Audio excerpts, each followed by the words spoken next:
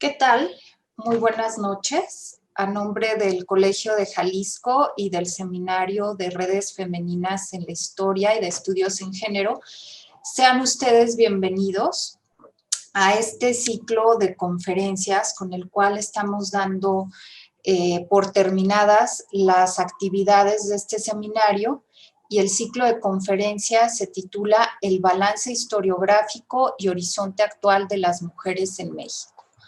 Mi nombre es Lilia Vallardo y bueno, pues esta noche es un gusto para mí poder contar con una conferencista pues de gran prestigio y a quien yo admiro entrañablemente, que es la doctora María Teresa Fernández Aceves, y me voy a permitir leer brevemente su currículum.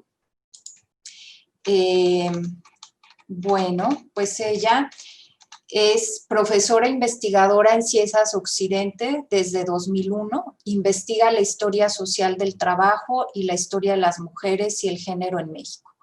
Forma parte de varias redes de investigación, entre ellas el Coloquio Internacional de Historia de Mujeres y de Género en México.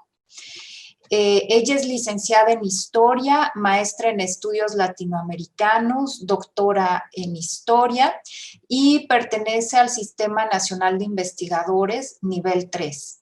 Su línea de investigación y de docencia es la historia social y cultural. Sus intereses de investigación es la antropología urbana y del trabajo, historia económica y social. Actualmente realiza el proyecto Narrativas y representaciones sobre la clase obrera en perspectiva de género, Guadalajara, 1920-1940. Recientemente concluyó el proyecto Mujeres, Madres, Trabajadoras y Ciudadanas en Guadalajara, la lucha del Círculo Feminista de Occidente por la Ciudadanía, 1940-1955.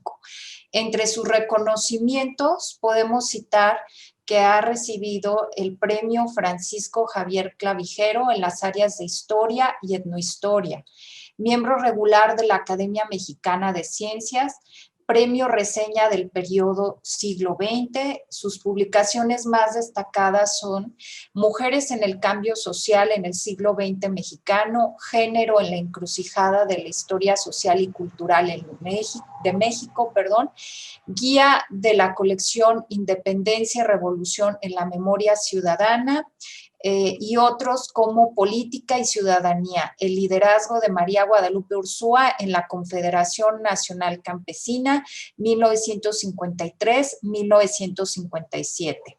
Belén Zárraga Hernández y las mujeres españolas exiliadas en México, 1939-1950.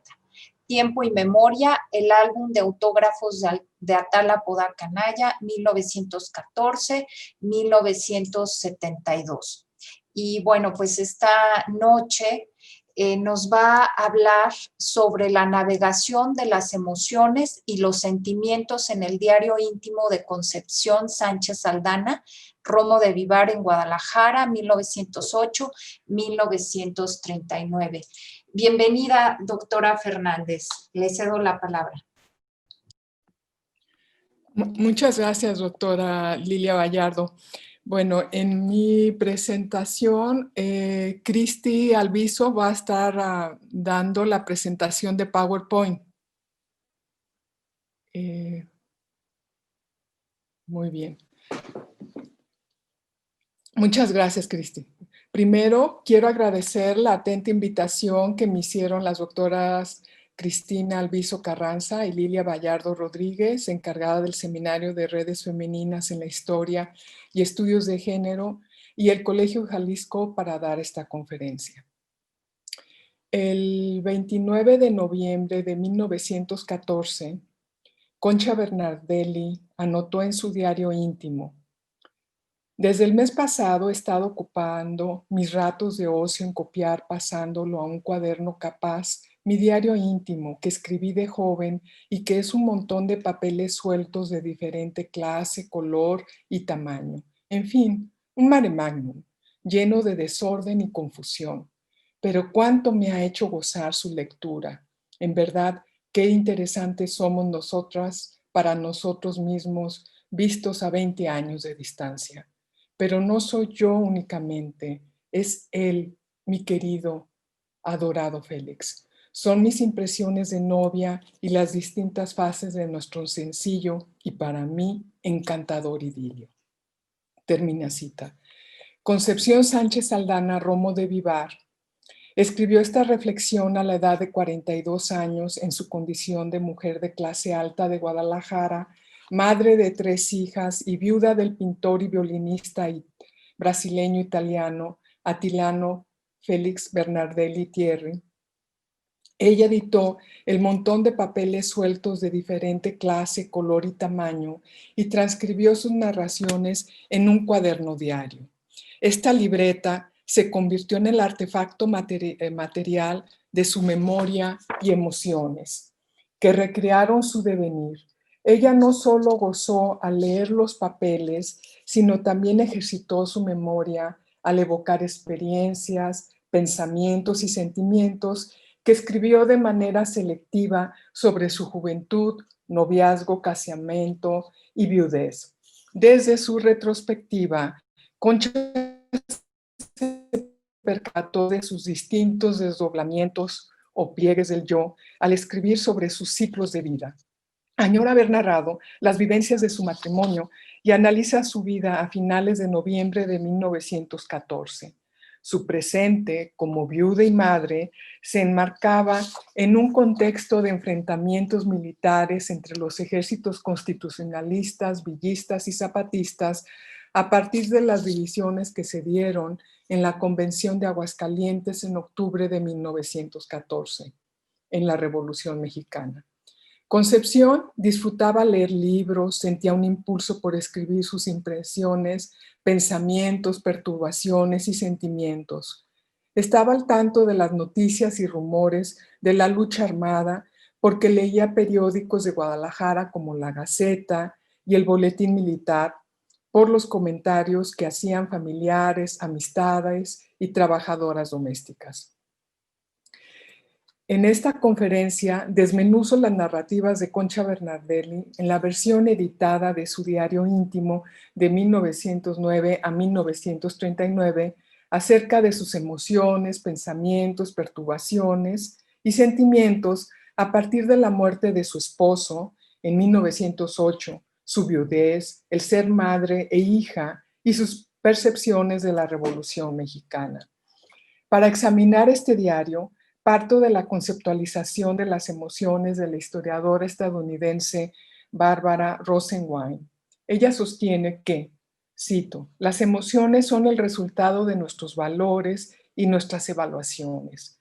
Este hecho nos ayuda a comprender cómo y por qué las emociones son diferentes en diversas sociedades, en la medida en que ambos valores y también los objetos, ideas a los que esos valores están unidos difieren, termina cita. Con esta puntualización y con el apoyo de los estudios culturales sobre emociones, de la historia de las emociones, de los estudios sobre diarios y de los estudios decoloniales, divido el análisis en 4 partes. 1. Detallo la estructura material de su diario para escudriñar qué, cuándo, cómo y por qué Concha consignó lo que escribió. 2. Con base en las propuestas teóricas del historiador William Ready, exploro el diario como un artefacto cultural y material de cómo Concha navegó los sentimientos, los cambios emocionales después de la muerte de su esposo en 1908 y de su madre en 1914 y el ser viuda durante la Revolución Mexicana. Sostengo que el diario tuvo varias funciones. Por un lado, el diario fue un espacio discursivo para desahogar su sufrimiento emocional por los duelos que vivió en este periodo. Por otro lado, el diario y la lectura fueron un refugio emocional para escapar al rígido régimen emocional asignado a las viudas católicas de clase alta en Guadalajara. 3. Concha buscó dar sentido a su vida, su alma, su espíritu y tristeza al intentar poner en práctica un manejo emocional y un esfuerzo emocional para procurar ser solo una observadora neutral de su entorno y aislarse de su contexto. En la práctica pasó de una observadora neutral a una observadora participante. Expresó sus concepciones de género, clase social, raza, la colonialidad del género y poder e interseccionalidad en sus emociones y opiniones sobre la lucha armada en Guadalajara. Finalmente, sostengo que para Concha y sus amigas más cercanas construyeron una comunidad emocional en la que compartían gustos y sensibilidades en común.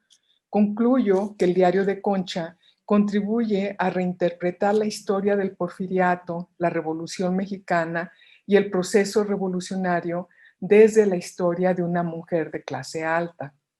En especial, la mirada de Concha desafía la narrativa predominante de la lucha armada como un movimiento campesino, popular y rural que tuvo débiles repercusiones en los ámbitos de la vida social, política, familiar, personal de la población y en las relaciones de género en Guadalajara y Jalisco.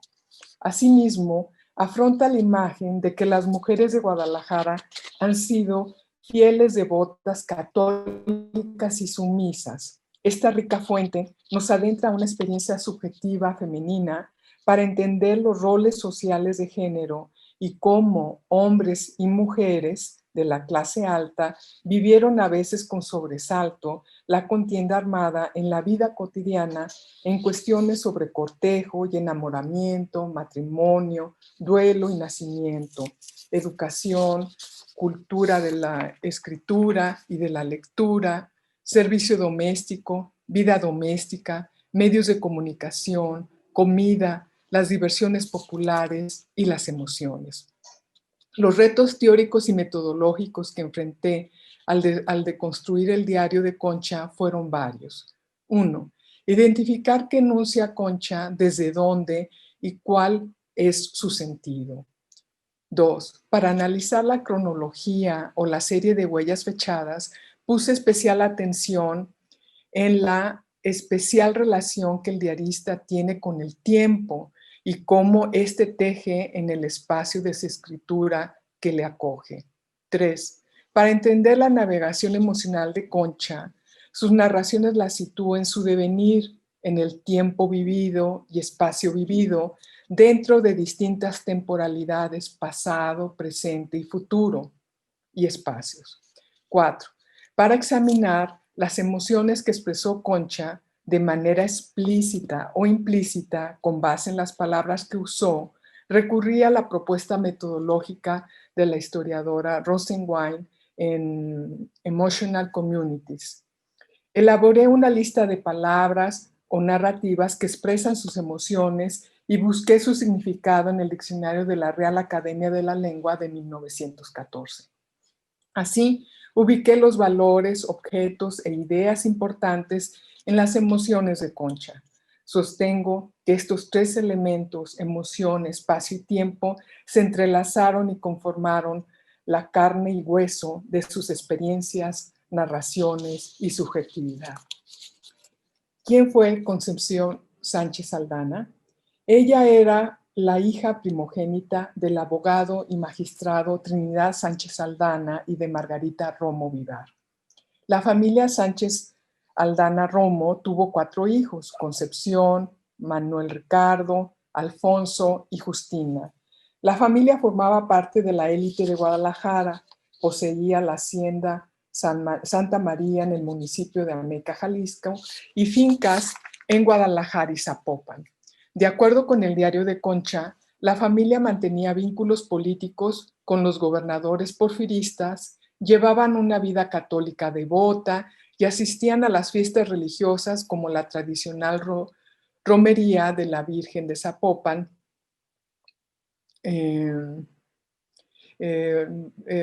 al igual que otras familias de la clase alta de Guadalajara, asistían a eventos sociales como el baile ofrecido al presidente Díaz en Guadalajara, a tertulias y conciertos.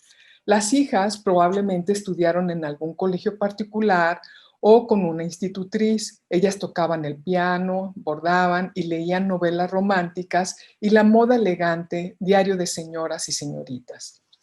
El régimen emocional de la familia Sánchez Aldana Romo de Vivar se basaba en una cultura católica y los indicios del uso de la palabra moral y moralidad o del bien común en el diario de Concha muy probablemente se apegaban al Tratado de Moral para el uso de las escuelas del Estado de Jalisco de 1881 y al Manual de Urbanidad y Buenas Maneras para uso de la juventud de ambos sexos de Manuel Antonio Carreño. Concha Bernardelli comenzó a escribir su diario cuando tenía 22 años. Concha escribió en su primera entrada del diario, el 12 de mayo de 1895, Bernardelli, esta es la nueva estrella de mi cielo. Concha Bernardelli dividió su diario intitulado De espinas y flores, diario íntimo, mayo de 1895, abril de 1928, en 3 cuadernos. Pasamos a ver las imágenes de los diarios.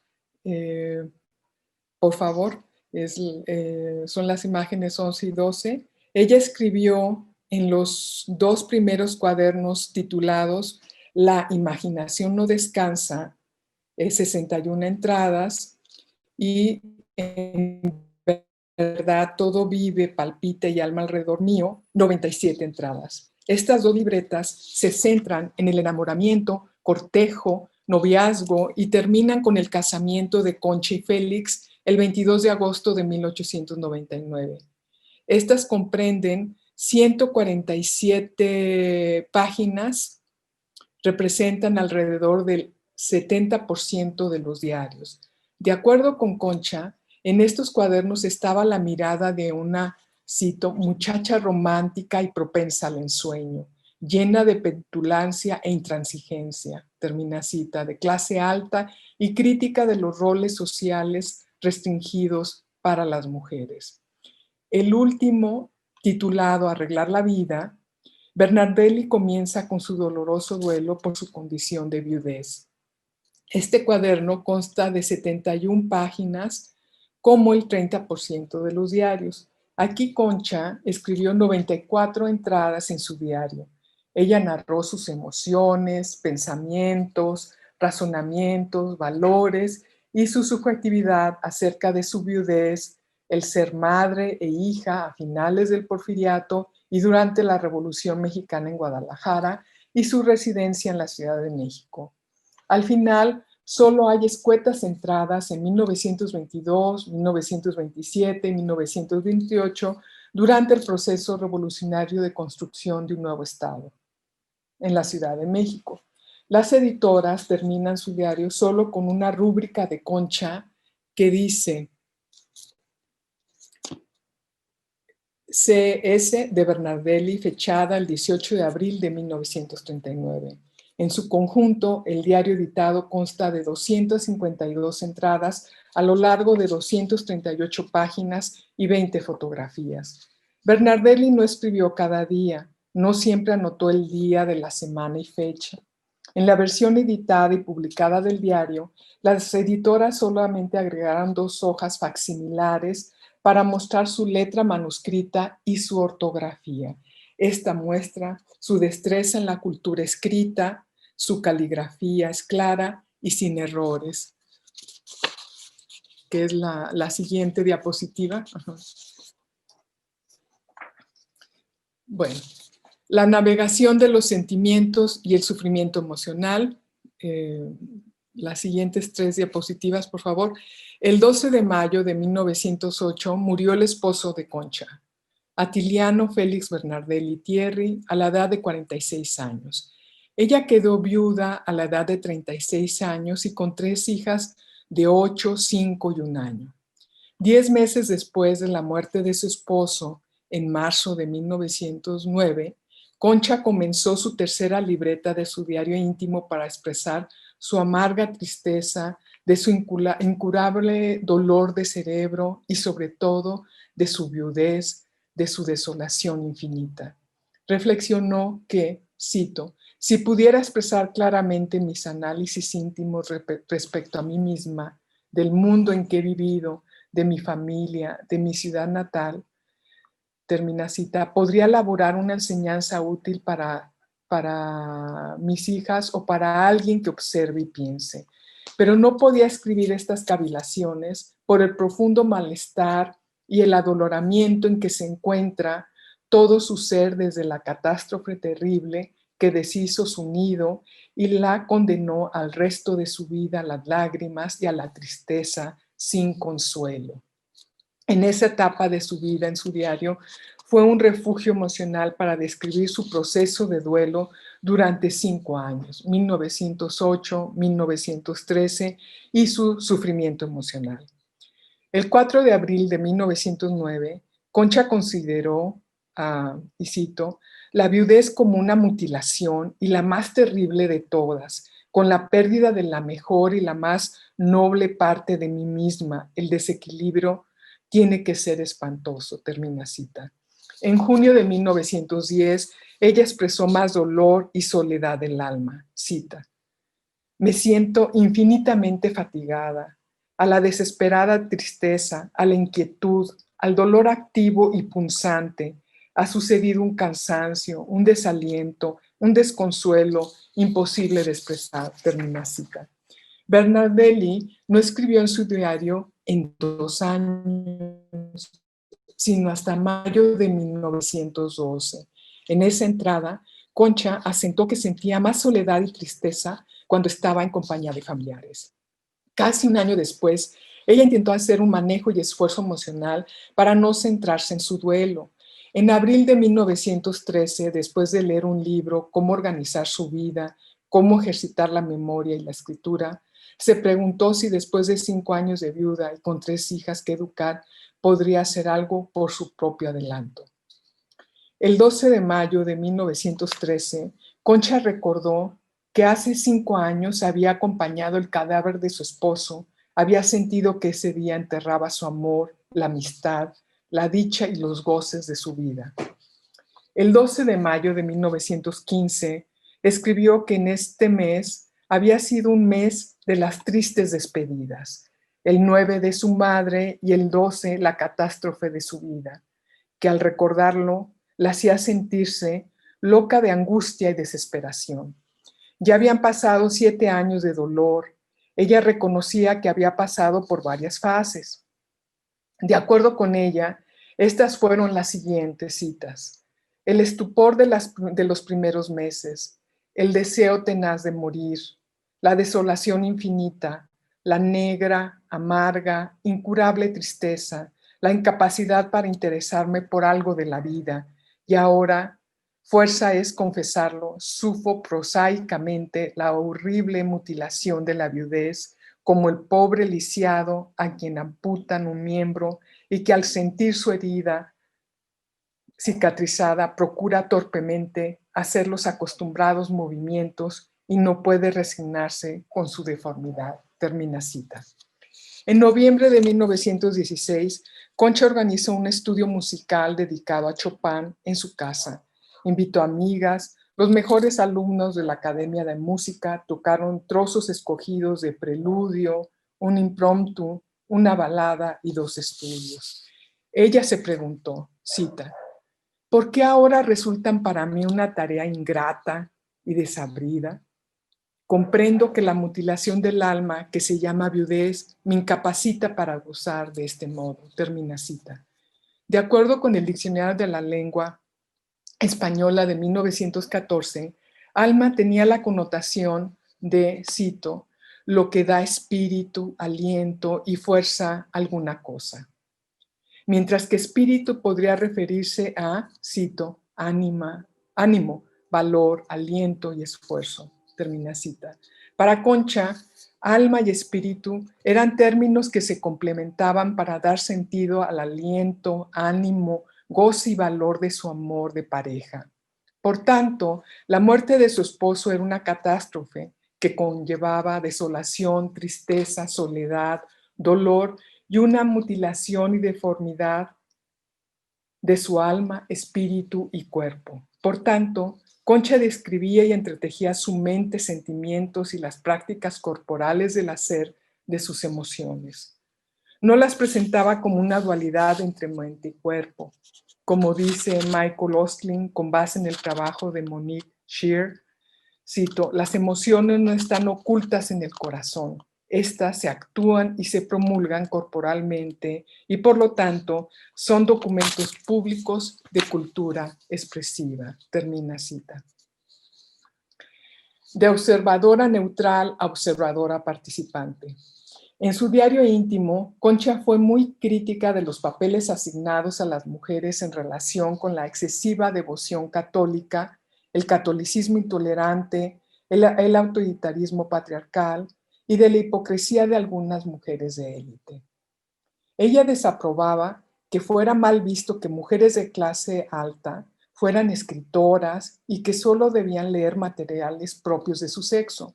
En especial, a Concha le irritaba la poca libertad de las mujeres, la cual contrastaba con la que gozaban los hombres. En especial, a Concha le molestaba que como viuda solo tenía una opción. Cito, lo único que a la viuda le está permitido aquí, y esto al extremo que ella quiera llevarlo, es la devoción. Pasar los días en la iglesia, ser dignataria de o lo menos miembro de todas las asociaciones religiosas, buscar, amar y servir a los sacerdotes es lo que más atrae respeto y prestigio y simpatías. Y esto, por mi desgracia, nunca he podido ni querido hacerlo. Termina cita. Para Concha, esta práctica era como una faja que la asfixiaba por no tener un espacio alternativo donde mostrar su autonomía como mujer. Esta valoración de Concha coincide con la descripción que hacía el diccionario de la Real Academia de la Lengua de 1914.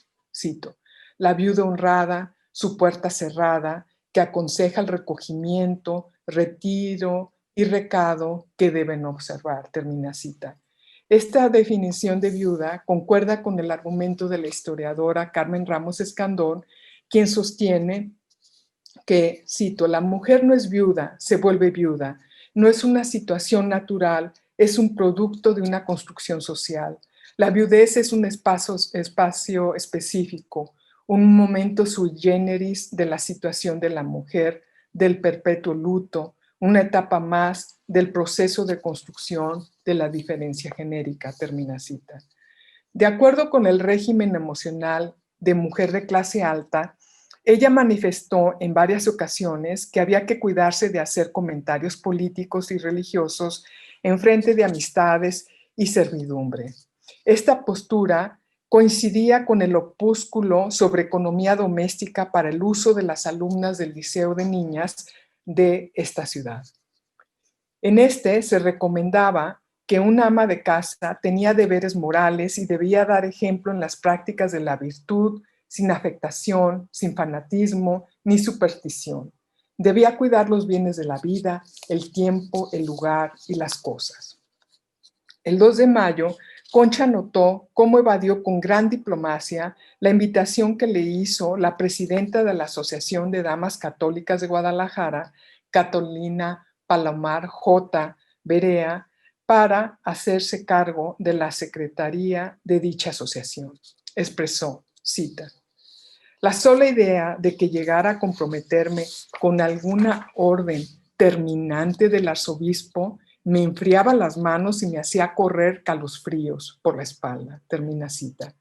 El 26 de abril de 1913, el arzobispo Francisco Orozco Jiménez había establecido la Asociación de Damas Católicas de Guadalajara, quienes trabajaron a favor de la acción social católica femenina. El 15 de junio, Bernardelli ya percibía que la sociedad de Guadalajara se estaba polarizando cada vez más por los conflictos con el gobernador y el arzobispo. Inició así, cita, la vida se pone aquí muy difícil y las cosas van tomando color de hormiga. Sin embargo, con que la situación política no puede ser peor y que los revolucionarios bandidos o zapatistas amenazan continuamente los pueblos y ciudades, Las opiniones están divididas. Termina cita. Concha se refería a un contexto más amplio de la dictadura de Victoriano Huerta, de la coalición de la jerarquía católica con Huerta y del declive del Partido Católico Nacional, establecido en 1911 por católicos laicos para crear una plataforma política y católica. La postura de este partido pro-católico favoreció la influencia del arzobispo Orozco y Jiménez en la política. Concha interrumpió su diario por casi un año. El 28 de mayo de 1914 consignó que habían pasado muchas cosas tristes en la ciudad, en casa de amigas y la muerte de su madre el 9 de mayo. Con esta pérdida, Concha inició otro proceso de duelo. Se sintió muy triste por no tener el apoyo moral, ternura y consejos maternales. Reflexionó sobre el amor de las madres hacia las hijas y lo difícil de ser buena hija. De finales de mayo a julio de 1914, ella reportó en su diario sobre el avance de los constitucionalistas. Señaló la alarma que se vivía en la posible entrada de revolucionarios. Captó el miedo colectivo ante el saqueo, la matanza, plagios, incendios y que jóvenes fueran arrancadas de su casa y violadas en presencia de sus padres. Concha se preguntó, cita, ¿es posible que oigamos referir diariamente signos de compasión y espanto? Qué horrible es vivir entre salvajes y a fuerza de estar cerca de ellos y comentar hechos volverse salvaje también. Termina cita. Debido a esta situación, Concha mandó a hacer un pozo para depositar sus papeles de importancia y sus alhajas de valor moral de su noviazgo y matrimonio. El 6 de junio de 1914, Concha escribió, estamos desde ayer en terrible alarma. Los revolucionarios, alrededor de 6,000, están en Puente Grande, se han posesionado de la planta eléctrica y han cortado la comunicación de la luz, así es que desde anoche toda la ciudad está a oscuras, no circulan tranvías por la ciudad y no hay agua. Termina cita. Entonces las imágenes 22 y 23, por favor. Concha documentó la terrible alarma que vivía la clase alta ante la inminente llegada de los constitucionalistas a Guadalajara. Al escribir, ella combinó cuestiones íntimas, sus deseos, miedos, versiones espeluznantes de peligro, tristeza, el desarrollo y educación de sus 3 hijas y hechos concretos de la Revolución Mexicana en Guadalajara.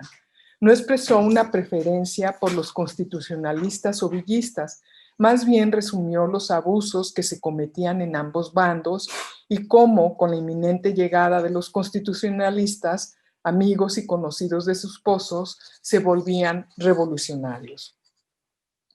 El 5 de julio, Concha decidió mandar camas y ropas a la casa del licenciado Manuel Francisco Chávez Ocampo, que es mi compadre y esposo de la más querida de sus amigas, Emilia Geijo Bernardi, pues decía, no quiero pasar los días de combate sola en mi casa con mis hijas, que sin duda se asustarán bastante.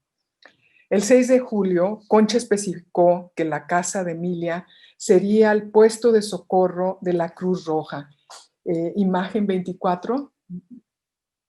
Es más adelante, por favor. Más adelante, por favor. Ajá. Ahí, el puesto de socorro, en la casa de Emilia Geijo y el licenciado Chávez, se rumoraba de que la ciudad sería evacuada y las tropas entrarían en paz. Las 2 siguientes imágenes, por favor. Ese día en la noche, Concha escribió, cito, anoche cerca de las 10 se apagó la luz eléctrica en toda la ciudad y a los pocos minutos empezó a notarse movimiento inusitado en las calles, soldados que pasaban corriendo a caballo, escape, automóviles, un gran carro con parque. Comprendí que algo grave acontecía y me puse en observación detrás de las vidrieras de la sala.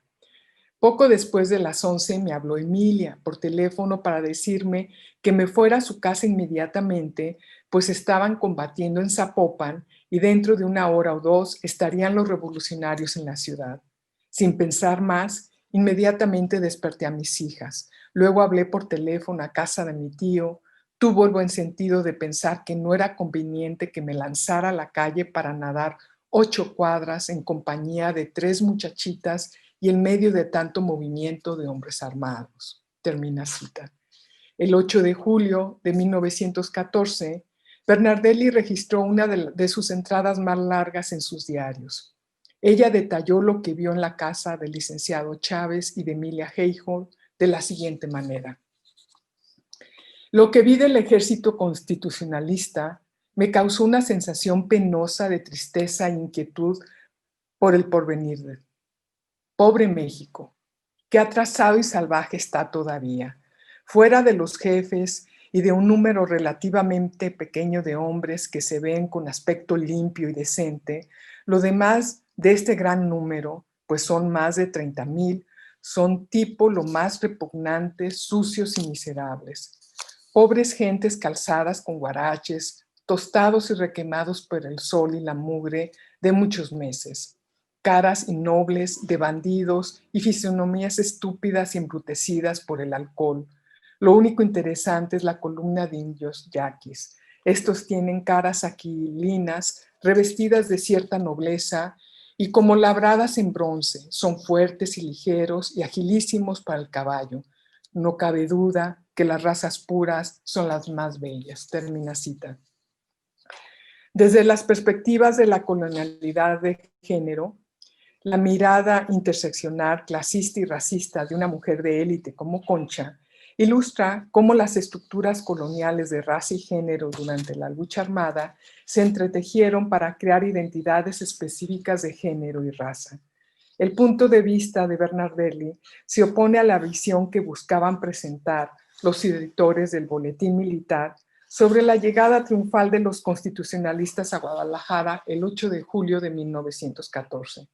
Ese día entraron a la ciudad el general Álvaro Obregón, Julio Madero, Manuel M. Diegues, Benjamín Gil, Lucio Blanco y otros constitucionalistas. Ellos habían tenido una larga y extenuante campaña en el noreste en contra del ejército del general Victoriano Huerta. Para el boletín, los constitucionalistas favorecían los intereses populares defendidos por la revolución y se percibían como salvadores, constructores de una nueva patria. Durante el mes de julio de 1914, Concha detalló con angustia y sufrimiento los acontecimientos más importantes como la muerte del general Mier, la siguiente, en el combate en el castillo, y la siguiente, arrestos de sacerdotes quienes fueron enviados a la penitenciaría y del licenciado Manuel Chávez, rumores de una conspiración del clero que tenía armas y parque ocultos en templos y sacristías. El 31 de julio, Concha describió su navegación emocional que fluctuaba entre exasperación y nerviosidad indecibles y cólera y fastidio. Cita, ni yo misma me soporto, decía. Ya no era una observadora curiosa y tranquila, sino ahora sentía irritación y tristeza. Después del rompimiento entre Carranza y Villa y las divisiones al interior de la convención en octubre de 1914, la constante fluctuación de las fuerzas constitucionalistas y villistas entre diciembre de 1914 y abril de 1915 en Guadalajara, algunas entradas de Bernardelli fueron más escuetas y esporádicas. En otras se detuvo a reseñar ciertos combates y en otros se enfocó en su vida familiar o en su subjetividad, la mirada personal sobre su yo, su vida y sus hijas y el futuro incierto que enfrentaba México y Europa por la Primera Guerra Mundial.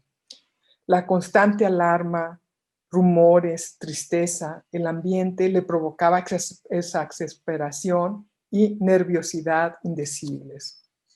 Al siguiente, el 1 de enero de 1915, Bernardelli anotó, cito, el año comienza triste y destemplado. El día ha sido frío y amenaza lluvia. Moralmente, la situación es análoga. El triunfo de la revolución, que puede considerarse definitivo, no ha traído al país bienestar, paz ni garantías ningunas para sus habitantes. Los jefes revolucionarios combaten unos con otros encarnizadamente y hace 12 días tenemos nuevo personal en el gobierno villista sin que haya cambiado por eso el método de gobernar. Aprehensiones, atropellos de todo género, confiscación de bienes y fusilamientos. Esto es lo que tenemos diariamente y sin esperanza de pronto remedio. Lo único que se puede hacer es abstraerse en cuanto sea posible de los acontecimientos exteriores de la política y el chisme. Y por mi parte, dedicarme en el retiro de mi casa a trabajar en la educación de mis hijas y en mi propio mejoramiento. Termina cita. Esta reflexión, plan de trabajo, su deseo de un manejo y esfuerzo emocionales de Bernardelli de ser solo una observadora neutral, fue difícil llevarlo al pie de la letra por la propia dinámica de la lucha armada. Las siguientes dos imágenes. El lunes 18 de enero de 1915, ella ya es una observadora participante y asentó, cita, los carrancistas al mando del general Diegues atacaron Guadalajara. Los villistas que estaban posesionados del gobierno desde el 17 de diciembre pasado la defendieron. El tiroteo comenzó a las 5 de la tarde por rumbo de las juntas.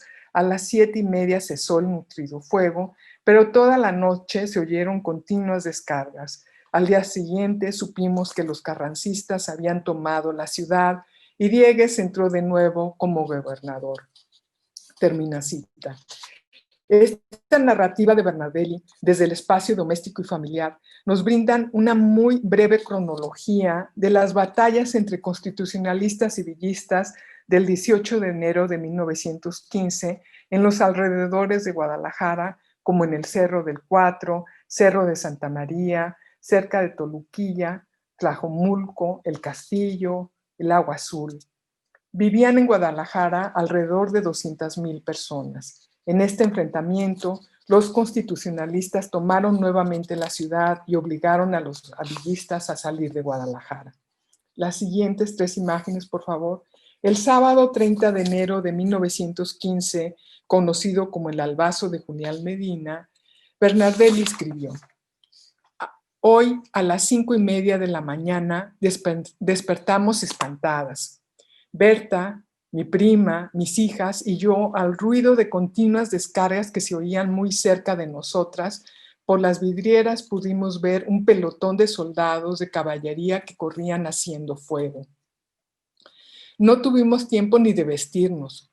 Corrimos arrastrándonos los cobertores y nos refugiamos en el cuarto de baño. La casa forma esquina y tiene 7 ventanas. A las 8 cesó el tiroteo. Una de las sirvientas fue a traer leche a la lechería vecina y vino diciendo que unas avanzadas villistas habían atacado las garitas y los de aquí les resistieron, es decir, los constitucionalistas. Acaba de hablar por teléfono Abel para decirnos que Lola tiene una niña. La pobre ha dado a luz en medio del tiroteo y el pánico de todos. Me han invitado de madrina. Hoy no vamos a comer más que arroz, guisado, frijoles y tortillas. Sin embargo, tengo bastante harina y arroz, pero no hay carbón. Termina cita. Esta narración del ataque sorpresa de los villistas a Guadalajara, Bernardelli lo relató desde su mundo doméstico y familiar, sus preocupaciones inmediatas, la seguridad de sus hijas, el aprovisionamiento de comida y el parto que tuvo su cuñada y el nacimiento de una sobrina. Siguiente imagen. El 12 de febrero de 1915, Concha señaló que los carrancistas evacuaron la plaza, permitiendo la entrada de villistas. Escribió, cito, la ciudad ha amanecido silenciosa y las gentes llenas de curiosidad. Sin duda alguna, los villistas en gran número entrarán de un momento a otro. Termina cita. Ese día fue madrina de una niña que bautizaron en el Hospital de la Trinidad. Al día siguiente, Bernardelli salió al centro y se admiró, cita, de las tiendas cerradas, las calles solas, sumamente sucias y grandes montones de basura que el viento revuelve y desparrama. Termina cita. 3 meses después, en mayo de 1915, Concha narró lo siguiente, cita: la vida se hace cada vez más difícil, moral y materialmente, y la especie de tranquilidad e indiferencia con que al parecer aceptamos todos la situación solo se explica por la costumbre que se nos ha formado al vivir desde hace un año en plena revolución y ver diariamente las mayores crueldades e injusticias. En esta infeliz ciudad que hace 7 meses se disputan continuamente villistas y carrancistas, los elementos de la vida se van acabando poco a poco. Ya no hay medicinas, los víveres son muy escasos y los precios de la ropa están al alcance de muy pocos. La vida aquí resulta no solo una lucha prosaica y agotadora por el pan de cada día, sino un continuo sobresalto por la seguridad y la vida por cada uno. Para mí, el anestésico bienhechor, como si dijéramos el éter, el vino o la morfina que adormece el dolor de vivir esta triste situación, son los libros. Termina cita. Bernardelli sintetizó los constantes cambios del control militar y de recursos de armamento, municiones, granos y dinero entre constitucionalistas y villistas mientras se intensificaba la guerra en 1915.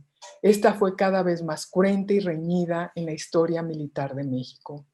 De acuerdo con Felipe Ávila y Pedro Salmerón, entre el 27 de abril y el 31 de mayo hubo una serie de combates parciales en los que ambos ejércitos se movían con extremada cautela, buscando que el enemigo se debilitara y mostrara un punto débil sobre el cual golpear con decisión.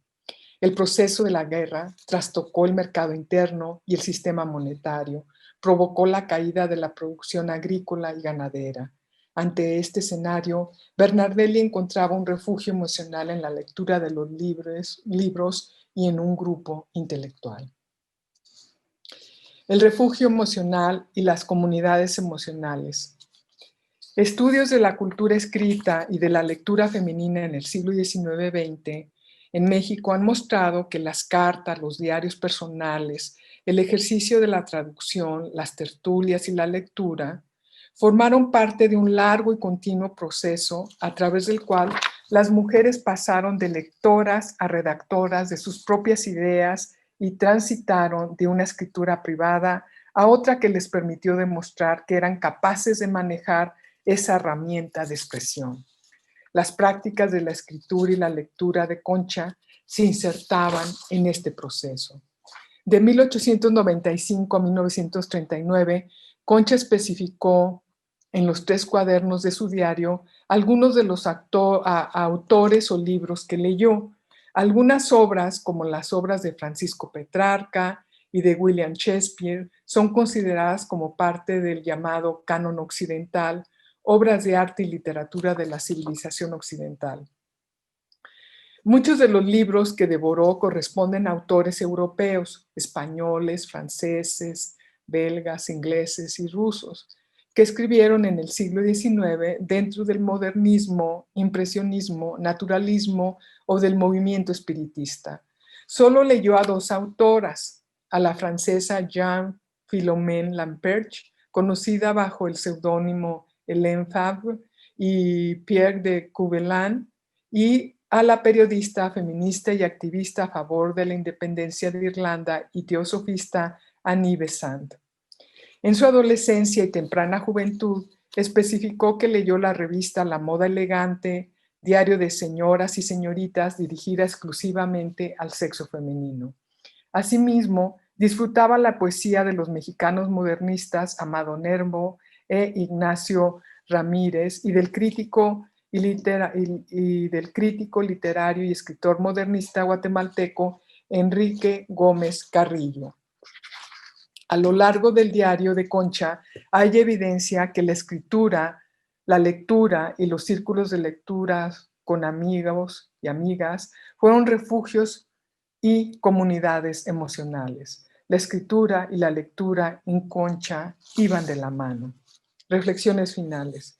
Aunque Concha Bernardelli no anotó muchas entradas en su diario durante la Revolución Mexicana, Estas son especialmente ricas cualitativamente por sus descripciones de las divisiones de la sociedad tapatía entre 1913 y 1914, sobre la llegada de los villistas y los enfrentamientos con los constitucionalistas. Bernardelli no detalló cuántos hombres combatieron en cada bando, quiénes los comandaba y cuántos murieron, cuánto tiempo duraron las batallas. Por el contrario, las narraciones de Bernardelli nos brindan pistas de cómo vivía la vida cotidiana las mujeres de clase alta y de la clase trabajadora en el espacio doméstico durante la Revolución en un ámbito urbano. Aunque poco a poco el duelo de Concha perdió la centralidad de su escritura en el diario porque el contexto local cambió y se metió en sus narraciones, la pena siempre estuvo presente de forma explícita o implícita. En las entradas de la década de 1920, Concha expresó mucho más alegría por leer y tener su grupo de lectura. Siguiente imagen, amor por su nieto. La siguiente imagen, y la aflicción ya no representaba entre el 100% o el 75% de sus sentimientos. Desde la historia de las emociones y la colonialidad del género y poder, en el diario de Concha se entrecruzaron sentimientos locales y sociales de tristeza, pena grande, pánico, miedo, espanto, sobresalto, vida difícil moral y materialmente, dolor de vivir y angustias, el amor de pareja, el amor de madre e hija, ternura, apoyo moral, alma y espíritu en momentos claves de la revolución en Guadalajara. La muerte de su esposo fue una catástrofe que le conllevó desolación, tristeza, soledad, dolor y una mutilación y deformidad de su alma, espíritu y cuerpo. Por tanto, Concha describía y entretejía su mente, sentimientos y las prácticas corporales del hacer de sus emociones. No las presentaba como una dualidad entre mente y cuerpo. Estas emociones y o sentimientos confirman lo que algunas antropólogas feministas han criticado de la visión binaria occidental: mujeres irracionales y emocionales y hombres racionales. Desde la interseccionalidad del género, estas navegaciones estuvieron cargadas de una perspectiva eurocentrista que despreció al pueblo, a las masas por ser indios y salvajes que ponían en peligro la modernidad de México. Estas emociones no eran biológicas, sino también culturales y comportamientos aprendidos. Eran producto de un pensamiento binario, dualista, de conocimiento eurocentrista, producido en el contexto de la colonialidad del género y poder. Concha formaba parte de una comunidad emocional que compartía ideas en común sobre raza, género, clase social, modernidad y emociones. El diario de Bernardelli da pistas de cómo los indios eran contemplados como la fuente auténtica de la raza. También ella reconoció el abandono, la pobreza, la marginación, pero percibió al pueblo como una fuente de tradición que no lograba integrarse como participante activo en la modernización del país. Respecto a la categoría de viuda, Concha rechazó y sufrió emocionalmente la construcción social de viudez como un recogimiento con un imaginario de perpetuo luto al servicio de la Iglesia católica. Muchas gracias.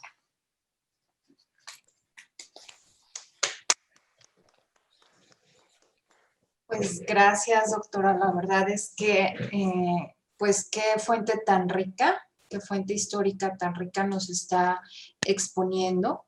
Y bueno, pues quisiera comentarles, primeramente tenemos todavía algunos minutos para si tienen alguna pregunta o comentario a la conferencista de esta noche, que es la doctora Teresa Fernández. Con gusto lo pueden hacer, la pueden escribir abajo en el centro, hay un chat específico para preguntas. Así es que les pido que por favor ahí puedan escribir sus dudas Y también decirles pues que este evento está siendo grabado. En días posteriores se subirá a las redes sociales del Colegio de Jalisco para pues quien esté interesado en volver a escuchar esta magnífica conferencia. Y bueno, iniciamos esta ronda de preguntas con el comentario de Eva Alejandra Gómez Olalde, quien dice: buenas noches, doctora Fernández, muy interesante su conferencia. Ya conocí el diario de Bernardelli y lo usé para mi tesis de maestría, pero observarlo bajo las diferentes aristas que usted brindó fue enriquecedor. ¿Podría nombrar autores o títulos en torno al estudio de las emociones de los diarios y de la lectura femenina del siglo XIX? Y bueno, pues otros comentarios. También Leonor Reyes le comenta: estupenda, como siempre. Edith Díaz comenta, bueno, no se escuchaba, perdón, no sé si hay algún problema por ahí. Y bueno, pues también Miguel Eloy García Lara le comenta: extraordinaria disertación. Bueno, también Leonor Reyes pregunta: es muy interesante lo que muestra este diario. ¿Existen otros que usted conozca de esa temporalidad que permitan contrastar? Y bueno, pues vamos a darle la palabra a la conferencista y bueno, pues mientras, si alguien más tiene más preguntas, lo puede hacer. Bueno, respecto a la primera pregunta sobre cómo abordar los diarios y las emociones, bueno, hay historiadores que han abordado la historia de las emociones para no verlo como un fenómeno universal y que es igual para todas las sociedades en el tiempo y en el espacio. Entonces yo mencioné, está William Ready, ¿verdad? Que tiene su libro Navigation of Sentiments. Como también mencioné, Bárbara Rosenwein con su libro que lleva el título Comunidades Emocionales. Está Thomas Dixon, Jan Plamper en la historia de las emociones. Hay mucho de lo que se ha escrito, se ha avanzado muchísimo en el aspecto, la perspectiva histórica en el mundo anglosajón. También en la Escuela de los Anales, ¿verdad? Lucien Febvre escribió un artículo en la revista Anales en 1941 sobre las sensibilidades y cómo estudiar las emociones, ¿no? Entonces, los diarios, bueno, también son una fuente pues idónea para estudiar las emociones, y allí también hay mucho trabajo sobre cómo abordar los diarios. Está lo que nos dice Lejeune, también otro que tiene un libro que se llama Los pliegues del yo, Franco, que él es peruano.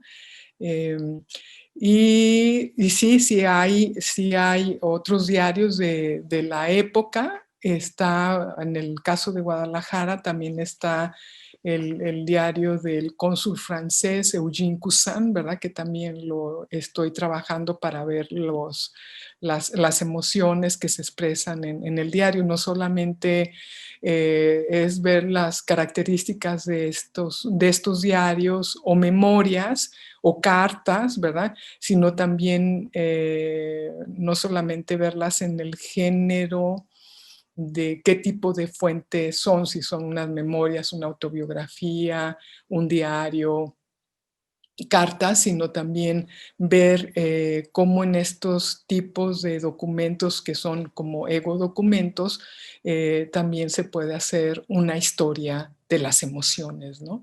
Y la Revolución Mexicana, como bien mencionó el 20 de noviembre la doctora Elisa Cárdenas en una excelente conferencia, que todavía faltaban mucho trabajo para abordar temas de la Revolución Mexicana, ¿no? Entonces uno de estos es precisamente cruzar la historia de la Revolución Mexicana con la historia de las emociones, ¿no? Y cómo estas emociones, en qué momento están compartidas tanto por hombres y mujeres y en qué momento pueden ser emociones exclusivamente ya sea de hombres o de mujeres, ¿no? Entonces, este ha sido pues el reto y la lectura de hacer esta análisis de esta fuente, ¿no?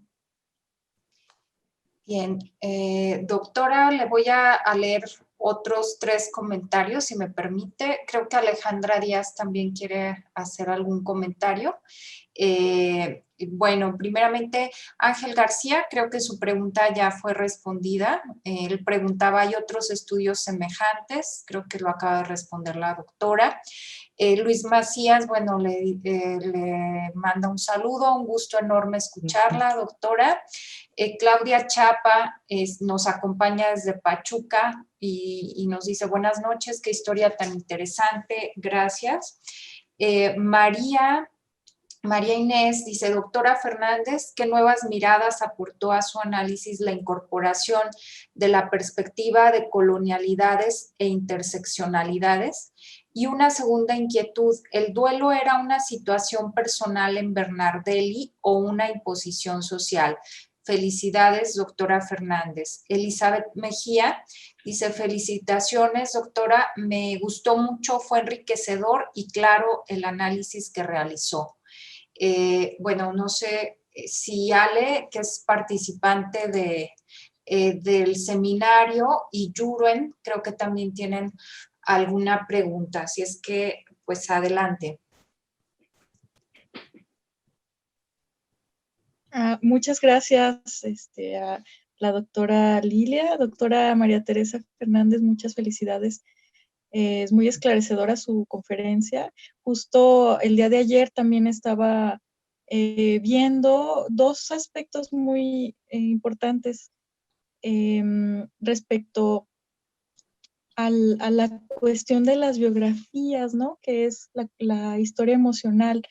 Entonces, quisiera preguntarle cómo hacer para llegar a realizar como colectivizarlo, hacer un tipo de biografía colectiva con estas cuestiones de la historia emocional. Excelente, gracias, Ale. Pues Yuruen, si gustas, también te damos la palabra. Gracias, buenas noches. No puedo prender la cámara, pero espero que se escuche mi voz. Bueno, me pareció fantástica la presentación, muchísimas gracias, me funciona muchísimo. Ya la estaré citando en mi tesis, justo estoy trabajando un archivo de una tía mía, que es el que también voy a presentar en este seminario, que se fue un archivo epistolar cuando se fue a la Segunda Guerra Mundial y documentó todo su experiencia, ¿no? Entonces, bueno, estas discusiones que presenta sobre, en general sobre pues, cómo trabajar con la historia de las mujeres o las mujeres en la historia, ¿no? Los artefactos materiales escritos como memoria y desde sus emociones. En fin, todo esto me funciona muchísimo, así que le agradezco mucho. Y hay 2 temas, un tema y una pregunta que me gustaría hacerle.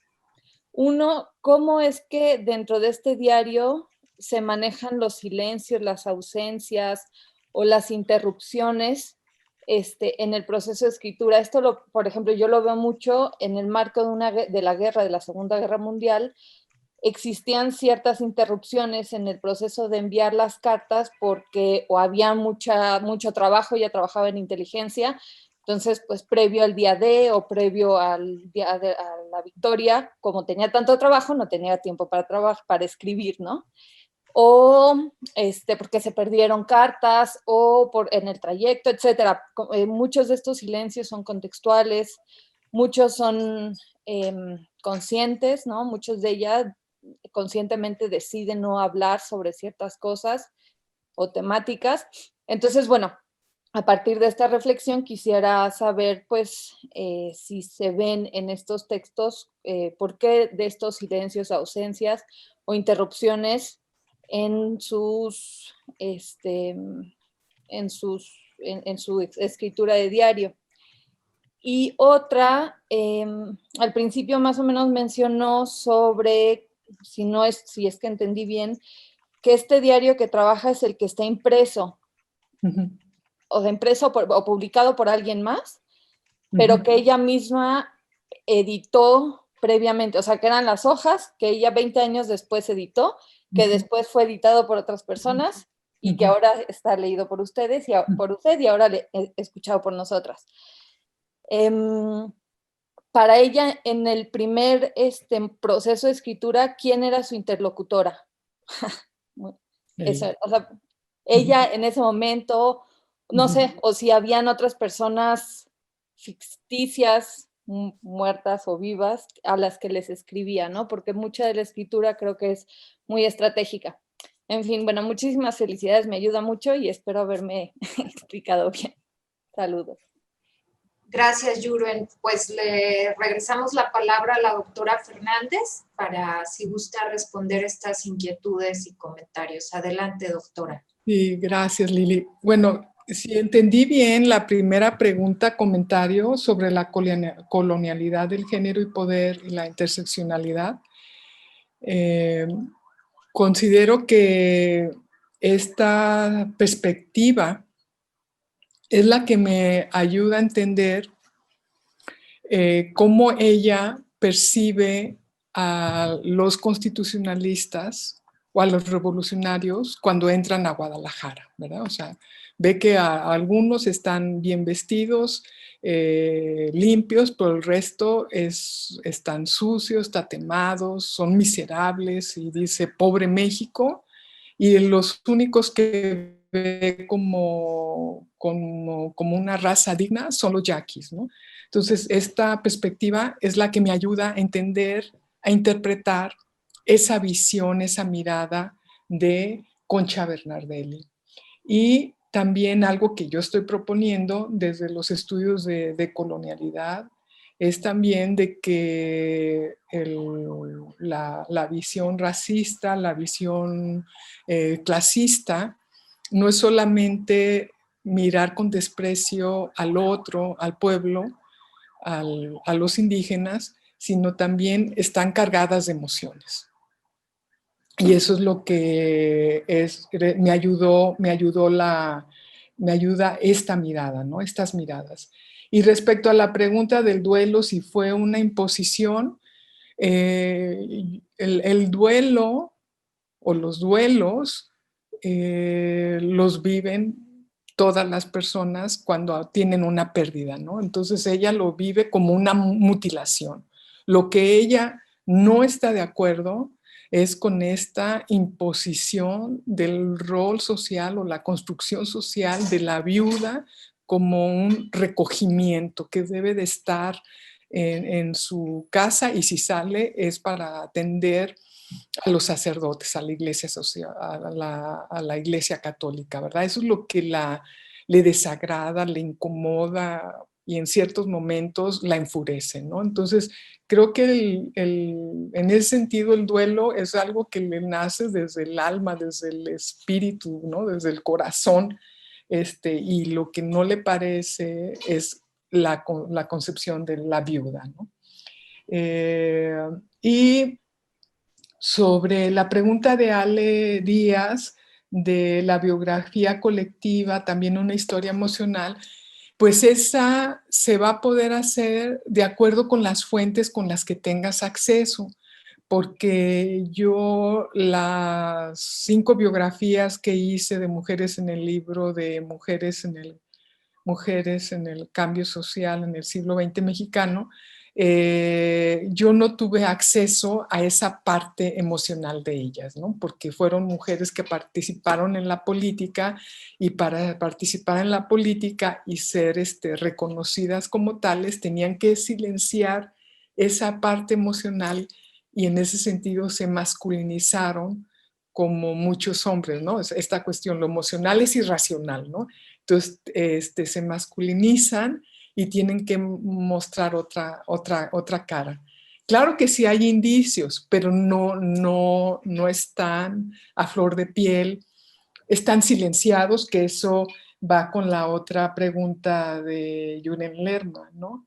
De que sí, claro, hay silencios contextuales por la guerra, por incendios, catástrofes naturales, y otros son conscientes, ¿no? Entonces aquí va a depender mucho de tu tipo de fuentes, tanto fuentes privadas o documentos, pero también poner atención a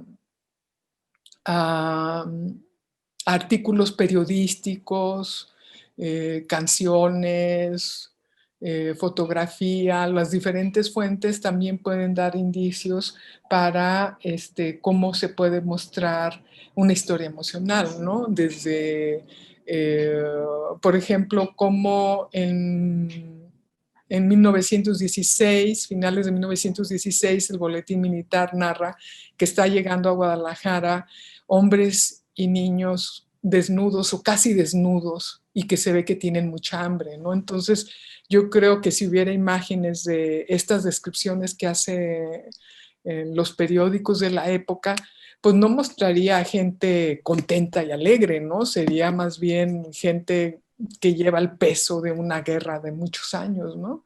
Y el dolor. Entonces, estás abierta a, dependiendo la fuente, vas a poder hacer esta historia emocional, ¿no? Y estoy de acuerdo con lo que me menciona Jürgen Lerma, de que sí, los silencios pueden ser de manera consciente o inconscientes también. Y en el caso de Concha Bernardelli, su diario era un diario íntimo. Entonces, ese era el diario de ella, ¿verdad? Para ella. Ella era su lectora. Ella era su propia audiencia, ¿no? Y no escribe sobre su esposo, sobre su mamá, sobre sus hijas, ¿verdad? Pero ella es su propia audiencia. Y efectivamente ella editó su diario y después ¿cómo viene siendo una pariente lejana de Concha Bernardelli se encontró en un baúl cuando muere la última hija de Concha? Leyó los diarios y luego se los prestó a una amiga y no se los quería regresar, entonces se dio cuenta que tenían un valor más allá de un valor sentimental de la propia familia y que valía la pena editarlo. Entonces el diario lo editó la UAM, está editado por la UAM. Creo que Imelda Gutiérrez tiene también una pregunta, doctora. Si nos permite, creo que ya sería la última. Bueno, también la mandan felicitar. Hilda Monraz se tuvo que retirar por cuestiones de trabajo, pero le dejó felicitaciones. Edith Díaz, bueno, desgraciadamente no nos pudo escuchar, no sé qué problema tenía técnico, pero estaba conectada desde Argentina. De modo que, bueno, pues seguramente podrá ver la conferencia en la grabación que estaremos subiendo a las redes del Colegio de Jalisco. Y bueno, pues ahora sí le doy la palabra a Imelda Gutiérrez para una última pregunta. Adelante, Meli. Sí, bueno, gracias, felicidades, Lilia, por esta organización. Y bueno, también felicidades a la doctora Tere Fernández, un gusto verla y escucharla, aunque sea virtualmente, pero siempre es un gusto escucharla, ¿no? Y con todos estos aportes. Y bueno, yo cuando le escuchaba hablar de las emociones en la historia, justamente, bueno, ahora yo estoy trabajando la violencia contra las mujeres durante la Revolución Mexicana y bueno, creo que esto que usted nos presenta también, al igual que Jürgen, me va a servir muchísimo. Y pues me gustaría preguntarle si ya tiene publicado este trabajo, este avance, o si es avance de investigación, si nos pudiera compartir la referencia en caso de que ya esté publicado para consultarlo y hacer pues citarla, ¿no? Y bueno, a lo que yo me he estado enfrentando justamente a la hora de hacer pues sí, de plantear apenas esta cuestión de las emociones, porque en algún momento pues también lo planteé en mi proyecto de investigación, había siempre la duda de cómo abordar las emociones en un trabajo histórico, porque en lo que se ha trabajado, en las áreas que se ha trabajado, es desde la sociología o bien desde la psicología, más no desde la historia, y era justamente los problemas metodológicos en los que me estoy enfrentando, ¿no? Entonces, en este sentido, el escucharla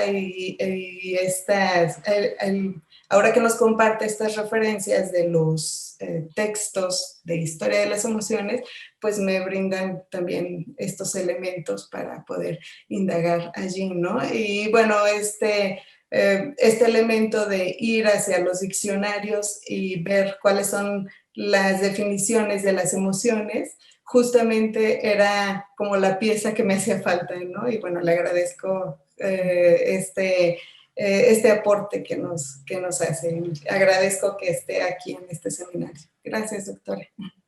Sí, mira, Meli, agradezco muchísimo tu pregunta, porque hace rato, bueno, y en mis conclusiones mencioné cómo las emociones que está expresando Concha Bernardelli también estoy revisando en otros diarios, otras cartas, otras memorias de hombres y mujeres de la época, para ver estas emociones que hablan del momento, ¿no? Tristeza, espanto, irritabilidad, o sea, lo que van expresando, ¿verdad? No solamente son emociones de una mujer, sino son emociones aprendidas de manera social. Y claro, estas emociones sí pueden cambiar, como ya dije, en ciertas situaciones, como por ejemplo una violación, ¿no? O sea, una mujer violada va a ser diferente a como, vi la llegada de los constitucionalistas o percibí el albazo, ¿no? De Julián Medina el 30 de enero de 1915, ¿no? Entonces, esas emociones están insertas dentro de una guerra, pero también dentro de una guerra puede haber estas violaciones, ¿no? Abusos sexuales, ¿no? Entonces, que allí hay que ver cómo se expresan, cuáles son. Entonces, efectivamente, sí, dentro de la antropología, la psicología y la sociología, sí hay estudios de las emociones, pero desde la historia de las emociones hay mucho trabajo. Recientemente, bueno, hay mucho, y junto con la doctora Alejandra Aguilar y yo estamos impartiendo el seminario teórico 4 que se llama Cuerpo, Emociones y Género, ¿verdad? Entonces, la semana pasada, bueno, vimos lo de emociones, y la siguiente vemos emociones. Te podemos invitar para que vean, ¿no? Entonces, es muchísimo material lo que va saliendo, ¿no? O sea, les comentaba la semana pasada que bueno, buscas material desde la historia de las emociones, y bueno, recientemente se publicó algo sobre el enojo, ¿no?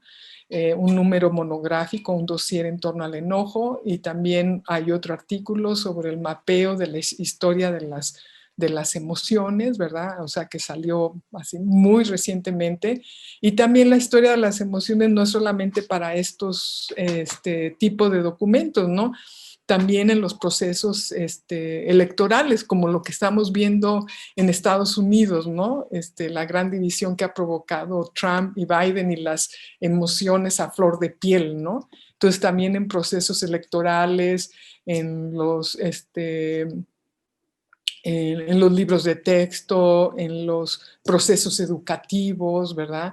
En los manuales en los manuales o códigos de conducta, ¿no? O sea, cómo es aceptable, cuándo te puedes enojar, cuándo puedes criticar, cuándo puedes levantar la voz o no, ¿verdad? O sea, son esos regímenes emocionales que vas aprendiendo, ¿no?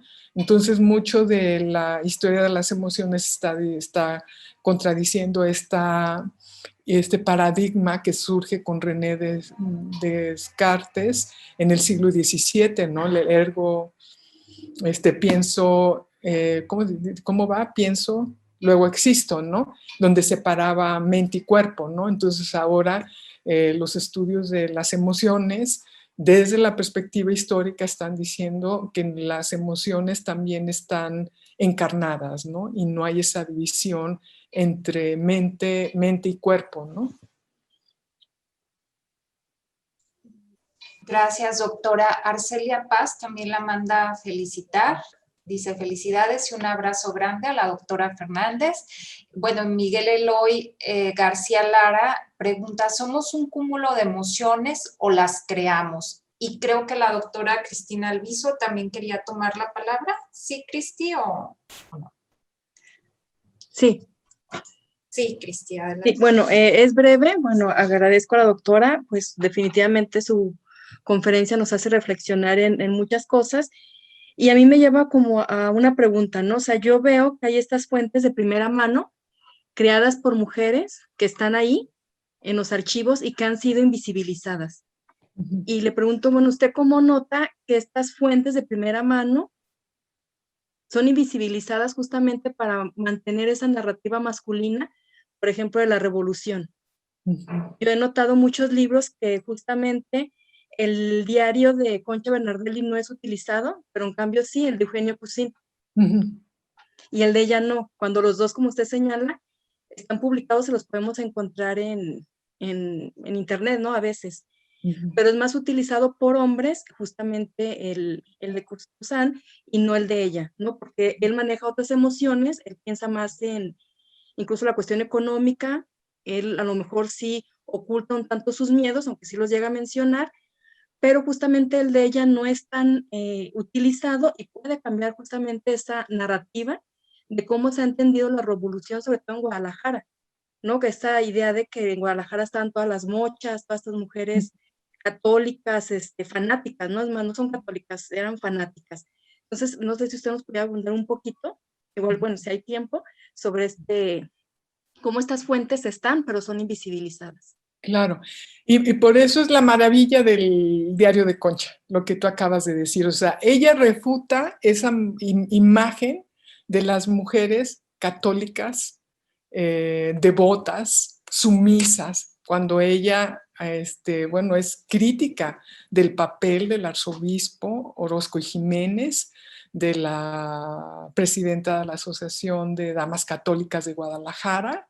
Entonces, ella es crítica de eso, de la religión católica, del papel que juega la Iglesia Católica, los sacerdotes, y también del papel restringido que tenían las mujeres, ¿no? De que ella pues añoraba ser escritora y no pudo serlo, ¿no?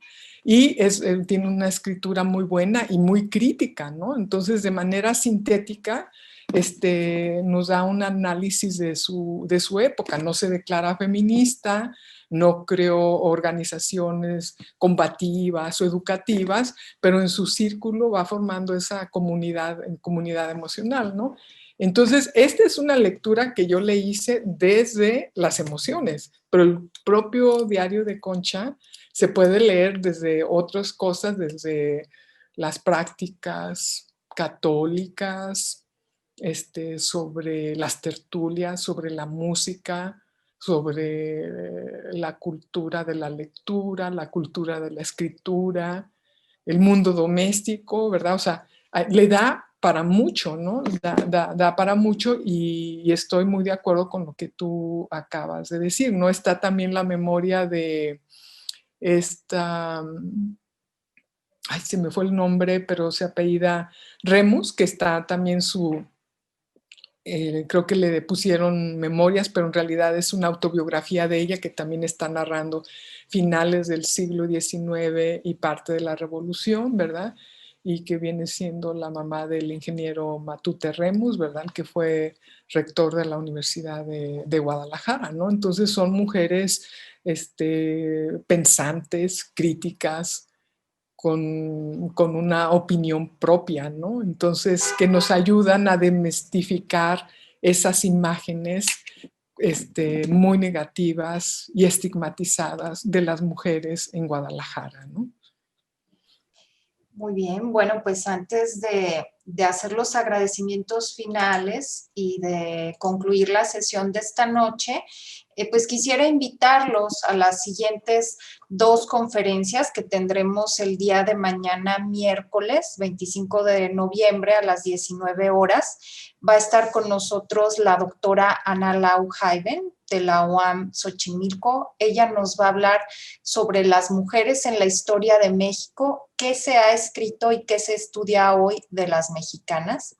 Y el día jueves 26 de noviembre, igual a las 19 horas, va a estar la doctora Erika Loyo Beristain de la Universidad de Guadalajara hablándonos sobre retos y esperanzas de las mujeres mexicanas frente a la realidad post-COVID.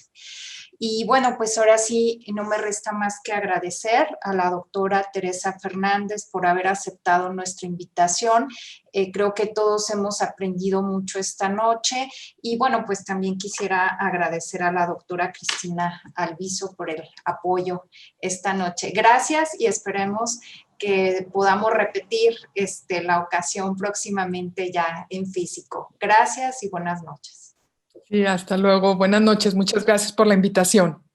Un gusto.